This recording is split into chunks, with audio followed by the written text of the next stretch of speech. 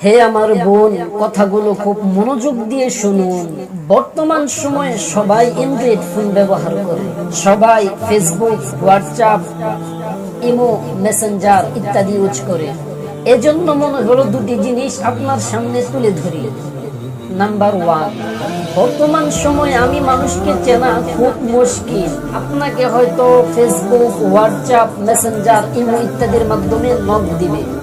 তারপর প্রাথমিকভাবে আপনাকে মিষ্টি মিষ্টি কথা বলবে এবং বিভিন্ন ভাবে আপনাকে মায়ার জালে আটকাবে।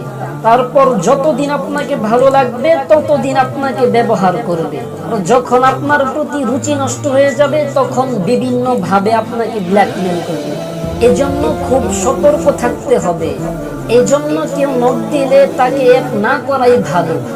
ভুলেও কখনো ভালো ছবি তো দূরের কথা, কোনো ধরনের ছবি দিবেন না। এবং ভিডিও কল তো দূরের কথা, অডিও কলেও কখনো কথা বলবেন না। আপনার সাথে কথা বলার জন্য হয়তো বিভিন্ন ভাবে আপনার সাথে অভিনয় করবে, যেমন বলতে পারে মিস, একটিবার ইত্যাদি।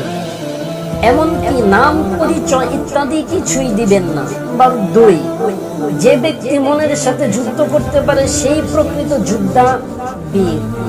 আর আমরা যেহেতু মোবাইল ব্যবহার করি তাই আমাদের মন অনেক কিছুই দেখতে চাইবে।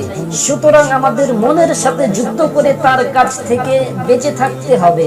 কেন আমরা খারাপ কিছু দেখব, আমাদের ঈমান আমলকে বরবাদ করব?